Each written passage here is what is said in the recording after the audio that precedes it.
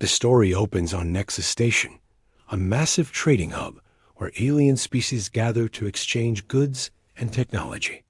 In the deepest levels of the station's industrial sector lies a forgotten scrapyard, managed by Crix, a small insectoid alien, who deals in salvaged metal and broken machinery. Tom Miller, a human mechanic working odd jobs on the station, enters Crix's scrapyard looking for spare parts for his aging repair tools. Most aliens avoid hiring humans for technical work, considering them primitive compared to advanced species like the Vortons or the crystalline chimerae. But Tom has learned to make do with whatever work he can find. As Tom searches through piles of twisted metal and burnt circuits, something catches his eye. Buried beneath layers of debris lies what appears to be part of a massive mechanical frame, sleek, dark metal with unusual energy conduits running through it. The design is unlike anything he's seen from known alien civilizations. Crix notices Tom's interest and scuttles over, his forearms gesturing dismissively. He explains that the wreckage came from a recent battle between two unknown fleets. Both sides destroyed each other completely, leaving only fragments. The metal has been sitting in his yard for months because no one can identify its origin or purpose. Tom runs his hands over the surface, feeling the quality of the alloy. His experienced eye recognizes sophisticated engineering, even in its damaged state. Something about the metal resonates with him. The way stress patterns flow through the structure, the elegant integration of power systems. It reminds him of the classic Earth machines he grew up repairing with his grandfather. When Tom asks about purchasing the scrap, Crix laughs with his chittering alien sound.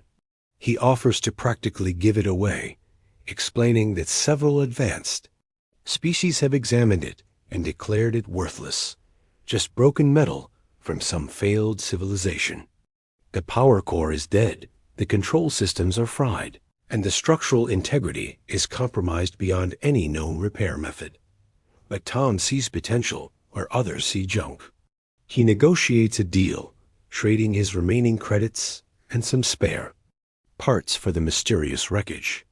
As he begins loading the pieces onto his cargo sled, other aliens in the scrapyard watch with amusement. A few Vorton engineers shake their heads, wondering why the primitive human is wasting time on obvious garbage. That evening, in his small workshop tucked away in the station's maintenance levels, Tom begins his examination. He clears space on his workbench and starts cataloging each piece. The metal is incredibly dense, but somehow light to the touch. The energy conduits show signs of carrying power loads that should have melted most known materials. As he works, Tom begins to see patterns. The damage isn't random. It tells a story of a machine that fought against overwhelming odds, pushing beyond its design limits before finally failing. Scorch marks suggest weapons fire, but the internal damage patterns indicate the machine was burning out its own systems to maintain function. Tom's training kicks in. Growing up on Earth, he learned that every machine has a soul, a unique character formed by its design and purpose. His grandfather always said that a good mechanic doesn't just fix machines. He listens to what they're trying to tell him. Working.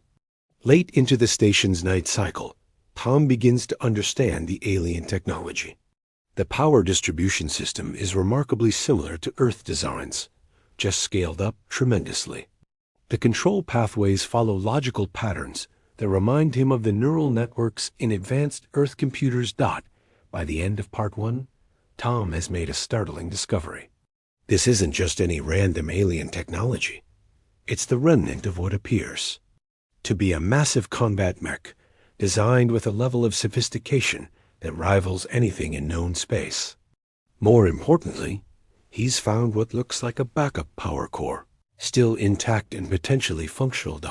As Tom holds the small, dark sphere in his hands, he feels a faint vibration.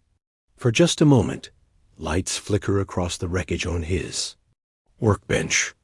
The machine isn't completely dead. Something deep in its systems is waiting to be awakened. The part ends with Tom making a decision that will change everything.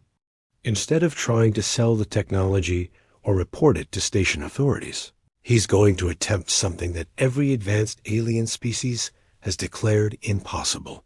He's going to try to bring this machine back to life, outside his workshop.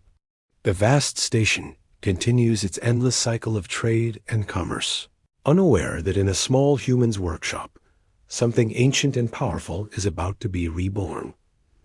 Tom spends the next 3 days working around the clock, using every technique he learned during his years as a mechanic. He starts with the basics, cleaning corrosion from contact points, testing circuit continuity, and mapping the power distribution network. The alien technology responds to his Earth-based tools in unexpected ways, as if it recognizes the logical approach. The breakthrough comes when Tom decides to bypass the main control systems entirely. Instead of trying to restart the machine through its damaged computer core, he connects the backup power unit directly to what appears to be auxiliary systems. It's a risk. Alien technology can be unpredictable, and he's working without any technical manuals or safety protocols. When he activates the power coupling, the workshop fills with a low humming sound. Lights begin to flicker across the wreckage, and Tom realizes he's looking at some kind of diagnostic sequence. The machine is checking its own systems, trying to understand what happened to it. Suddenly, a holographic display materializes above the largest piece of wreckage. The interface is completely alien, showing symbols and patterns that shift and change. But Tom notices something remarkable. The display seems to be adapting, slowly shifting towards symbols that resemble Earth mathematical notation. A voice emerges from hidden speakers, speaking in a language Tom doesn't recognize. But within minutes, the voice begins to change, incorporating sounds and patterns from Earth languages. The machine is learning from Tom's presence, somehow analyzing his responses and adapting its communication methods. Finally, words Tom can understand. System ... partially ... functional. Unknown entity detected. Are you my operator? Tom's heart pounds as he realizes he's achieved first contact with an artificial intelligence. He responds carefully, explaining that he's trying to help repair the damage. The AI, which identifies itself simply as Unit, begins to share its story.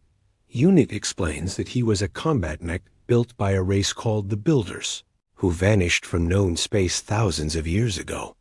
He was designed not just as a weapon, but as a guardian, programmed to protect civilian populations during evacuations and humanitarian missions.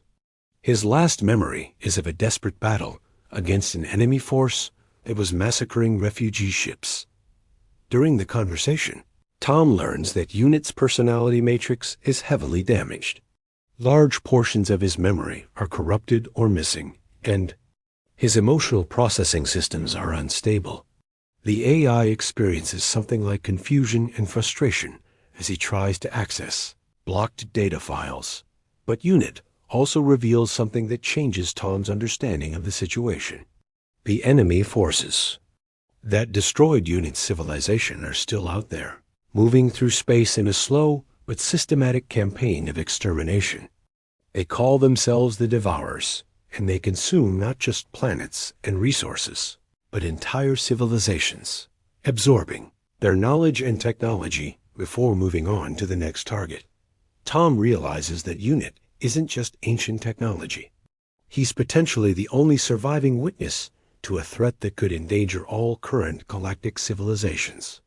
The Builders' advanced combat systems and tactical knowledge could be crucial for understanding and fighting the Devourers. However, Unit's combat systems are completely offline.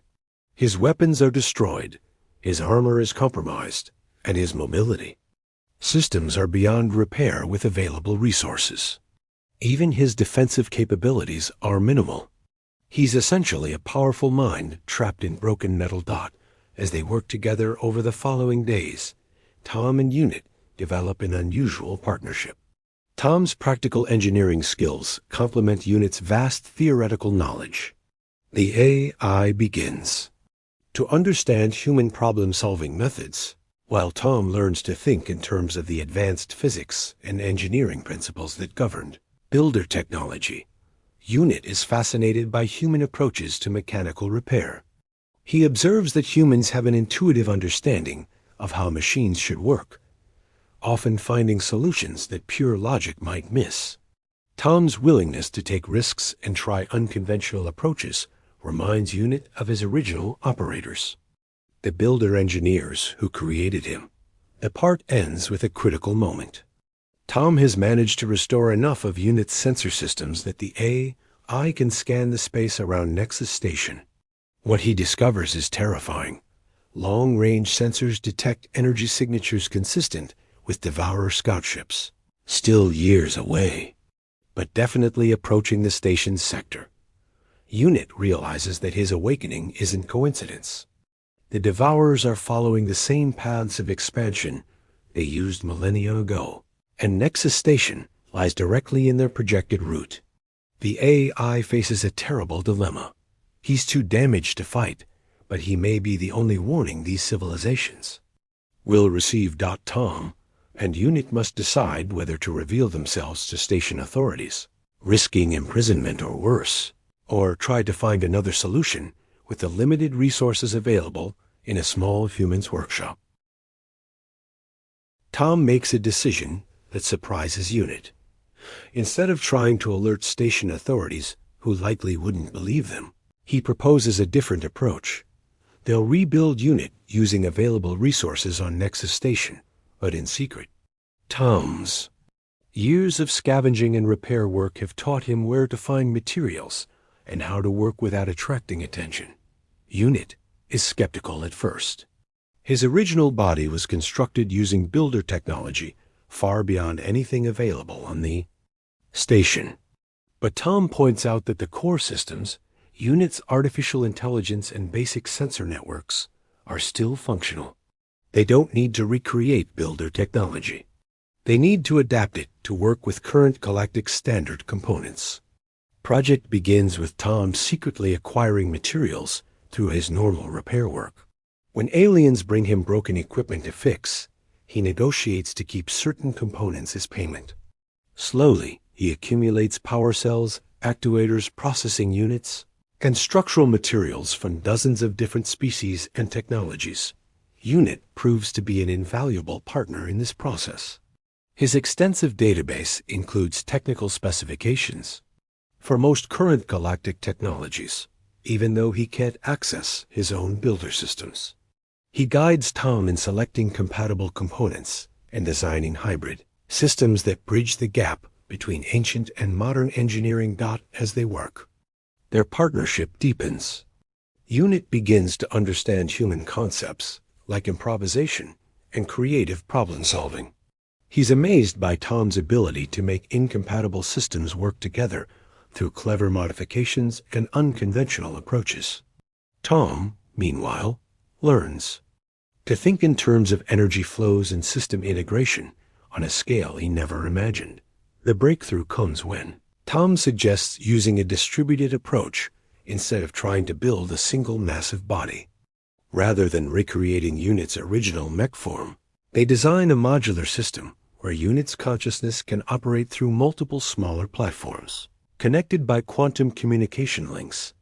Unit's first new body is barely the size of a human, cobbled together from salvaged android components, industrial servo motors, and a hodgepodge of alien technologies. But when Tom activates the consciousness transfer protocol, something remarkable happens. Unit's personality comes alive in this new form, and for the first time in millennia, he can move independently. The AI's joy is evident as he takes his first steps in thousands of years. His voice carries genuine emotion as he thanks Tom for giving him not just function, but freedom. Unit marvels at having physical form again, even though it's crude compared to his original builder-crafted body. However, their success attracts unwanted attention. Crix, the scrap dealer, becomes suspicious when Tom keeps requesting specific types of salvage. Other station residents notice unusual energy readings coming from Tom's workshop. Most concerning, a group of Vorton security officers begins investigating. Reports of unauthorized technology experiments in the maintenance levels. The situation becomes critical when unit sensors detect the first clear confirmation of approaching Devourer forces. Long-range scans reveal a massive fleet moving through space in a pattern that matches historical Devourer expansion routes. The enemy is still several years away, but their path will definitely include Nexus Station and dozens of inhabited systems. Unit realizes that his individual capabilities, even fully restored, wouldn't be enough to stop a Devourer fleet. But his knowledge of their tactics and technology could be crucial for organizing an effective defense. The challenge is convincing the current galactic civilizations to take the threat seriously and work together. Tom suggests a bold plan. Instead of trying to convince skeptical authorities with words, they'll demonstrate Unit's capabilities publicly. If they can show that builder technology is real and functional, it might validate Unit's warnings about the DEVOURERS that they decide to enter. Unit into the station's annual engineering challenge, a competition where teams from different species compete to solve complex technical problems. It's the perfect venue to showcase Unit's abilities while maintaining their cover story that he's simply an advanced android built by human engineering. The part ends with Tom and Unit making final preparations for the challenge. Unit has integrated additional systems that allow him to interface directly with various types of alien technology. He's no longer just a consciousness trapped in broken metal. He's become something new, a fusion of ancient builder knowledge and human adaptability. But as they prepare to reveal themselves, neither Tom nor Unit realizes that their activities have already been noticed by someone far more dangerous than station security. A Devourer advance scout, disguised among the station's population, has detected the distinctive energy signatures of reactivated builder technology that the enemy they're preparing to warn the galaxy about is already among them. And Unit's awakening may have just painted a target on everyone aboard. Nexus Station. The engineering challenge takes place in Nexus Station's main exhibition hall, drawing competitors and spectators from across the galaxy. Teams representing various species work on complex problems designed to showcase their technological capabilities. Tom enters as a solo human competitor with Unit disguised as his custom-built assistant android. The challenge involves 3 phases: technical analysis, adaptive problem-solving, and emergency response simulation. Most teams bring sophisticated equipment and entire crews of specialists. Tom and Unit appear laughably outmatched, drawing condescending looks from Vorton engineers and amused chittering from Kef. Technical crews. The first phase requires teams to analyze and repair a deliberately damaged alien artifact. Most teams struggle with the unfamiliar technology, using trial-and-error approaches or complex scanning equipment. Unit, however, immediately recognizes the artifact's underlying principles and guides. Tom through a perfect restoration in minutes. Spectators begin to take notice. Unit's analysis is not only faster than the other teams, but more thorough. He identifies design flaws in the original artifact and suggests improvements that make the device more efficient. The judges, representing multiple species, are impressed, but attribute the success to unusually advanced human programming. The second phase presents teams with a scenario requiring them to create solutions using only available materials. Teams must design a system to safely evacuate a damaged space station using limited resources and incompatible technologies from different civilizations. This is where Unit truly shines. His builder heritage includes extensive experience with multi-species evacuation protocols, and his recent integration with current galactic technology gives him unique insights. Working through Tom, Unit designs an elegant solution that combines Vorten power systems, Keth structural engineering, and human safety protocols in ways no single species would have considered. The crowd grows excited as Tom and Unit's solution proves not only functional but innovative. Unit has identified synergies between different technological approaches that pure species teams missed. For the first time, some spectators begin to wonder if they're witnessing something genuinely revolutionary. But the third phase changes everything. The emergency simulation suddenly becomes real when station alarms begin blaring. Long-range sensors had detected an approaching fleet of unknown vessels moving at impossible speeds. The fleet's energy signatures don't match any known civilization, and they're not responding to communication attempts. As panic spreads through the exhibition hall, Unit sensors identify the approaching ships with terrifying certainty. Devourers. The advanced scout must have called for reinforcements when it detected Unit's reactivation. The enemy has arrived decades ahead of their projected schedule. Unit faces an agonizing decision. Revealing his true nature might help organize an effective defense, but it will also confirm to the Devourers that builder technology has been reactivated. Every moment of hesitation brings the enemy closer to the station's millions of inhabitants. The decision is made for him when the first Devourer ships drop out of hyperspace at the edge of the system. Their design is exactly as Unit remembers, organic-looking vessels that seem to shift and flow like living metal.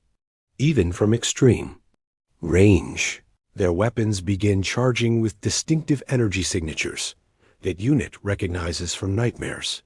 Tom gives Unit permission to drop their disguise. The AI's voice booms through the exhibition hall's communication system, addressing not just the crowd but the entire station. I am Unit, last guardian of the builder civilization. The fleet approaching this station represents an existential threat to all life in this sector. We have approximately 18 hours before they reach effective weapons range. The revelation sends shockwaves through the crowd. Some spectators flee in panic, others demand proof, but the station's senior officials quickly arrive to assess the situation. Unit presents his credentials and historical data, backed by Tom's testimony about the weeks of preparation. As Unit shares tactical data about Devourer capabilities, the scope of the threat becomes clear. The approaching fleet includes world-killer weapons, capable of cracking planets and harvesting their mass for construction materials. Conventional galactic military forces would be inadequate against their technology, but Unit also presents hope. His knowledge of Devourer tactics reveals weaknesses that can be exploited. The enemy's strength comes from absorbing and adapting conquered technologies, but they have consistent vulnerabilities in their approach patterns and command structures. Part ends with an emergency council forming around Unit and Tom. Representatives from major galactic civilizations begin arriving via emergency transport, and Unit starts sharing detailed intelligence about Devourer fleet compositions and tactical doctrine. However, time is running short, and the station's defenses are designed for pirates and smugglers, not genocidal fleets with planet-killing capabilities. Unit calculates that conventional resistance will delay the Devourers by perhaps 6 hours, enough time to evacuate some civilians, but not enough to mount an effective defense. The real battle isn't just beginning. It's already been lost unless Unit can find a way to level the odds. As emergency evacuations begin across Nexus Station, Unit makes a desperate proposal to the assembled galactic representatives. The station's massive industrial fabrication systems, designed to build everything from starships to orbital platforms, could be reprogrammed to construct a new type of defensive system, one based on builder principles but using current galactic technology. The plan is audacious beyond belief. Unit wants to convert Nexus Station itself into a massive combat platform, using its existing structure as the framework for weapons and defensive systems that could actually threaten a Devourer fleet. the station's population of 12 million, would become the crew of the largest warship ever constructed. Many representatives object immediately. The plan requires scrapping decades of accumulated infrastructure and risking the lives of everyone who can't be evacuated in time. But UNIT's tactical projections are undeniable. Conventional resistance will result in total annihilation, while his plan offers at least a chance of survival. Tom becomes UNIT's advocate, explaining to the skeptical leaders that the AI isn't just proposing military action, but a fundamental evolution in how galactic civilizations approach collective defense. UNIT's plan requires unprecedented cooperation between species that have historically maintained technological secrets from each other. The transformation begins with Tom coordinating human engineering crews alongside Vorton energy specialists, Keth structural engineers, and dozens of other species. UNIT's consciousness expands throughout the station's computer networks, simultaneously directing thousands of construction projects while maintaining tactical awareness of the approaching Devourer fleet. As the station transforms, UNIT reveals the true extent of his capabilities. He isn't just an artificial intelligence. He's a collective consciousness designed to coordinate massive construction and combat operations. His awakening wasn't just about restoring damaged systems, but about remembering how to think on a scale appropriate to builder civilization. The station's outer hull begins to reshape itself as industrial fabricators work around the clock. Civilian areas are converted into command centers. Shopping districts become weapons magazines, and the central core transforms into a massive power distribution system. UNIT guides the construction with precision that amazes even veteran engineers. But the most remarkable change is in the station's inhabitants. As different species work together under UNIT's coordination, they begin to understand each other's technologies in new ways. Humans provide intuitive problem-solving. Vortons contribute advanced energy manipulation. Keth offers superior materials science. And dozens of other civilizations add their unique capabilities to the collective effort. Tom realizes that UNIT isn't just building a weapon. He's creating a new form of galactic civilization based on true cooperation rather than competitive isolation. The AI is using the Devourer threat to forge something that could transform known space permanently. The first Devourer probe ships arrive as the transformation reaches critical stages. UNIT's new sensory network, distributed throughout the converted station, provides detailed analysis of enemy capabilities. The probes are testing defenses, mapping the station's new configuration, and reporting back to the main fleet. UNIT springs. His first tactical surprise. Instead of trying to destroy the probe ships, he captures them using tractor beam arrays built into the station's superstructure. The captured vessels provide crucial intelligence about current Devourer technology and confirm UNIT's historical knowledge is still accurate. As the main Devourer fleet drops out of hyperspace, Nexus Station reveals its transformation. What was once a trading hub has become something unprecedented, a hybrid of builder principles and modern galactic technology, crewed by representatives of dozens of civilizations working in perfect coordination under UNIT's guidance. The battle begins with the Devourer's standard approach, massive energy bombardment, designed to crack the station's structure and create debris fields for harvesting. But UNIT's defenses are based on builder understanding of Devourer tactics. The station's hull doesn't crack. It absorbs the energy and redirects it into its own weapon systems. Tom watches from the primary command center as UNIT coordinates the defense with superhuman precision.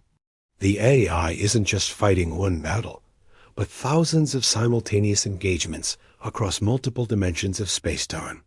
His consciousness flows through every system, every weapon, every shield generator with the fluid grace of something born for this purpose.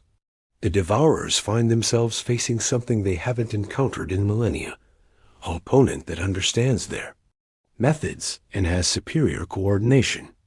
As Nexus Station's weapons begin to systematically dismantle their fleet, the enemy realizes they're not just fighting a station, but the awakened legacy of the civilization that once held them in check. The beast that was sleeping and broken. Metal has awakened, and it remembers exactly how to hunt the hunters. In the command center, Tom watches units' displays and realizes that this moment was inevitable from the instant he first touched that salvaged metal in Crix's scrapyard. Some things aren't broken. They're just waiting for the right person to understand their true purpose.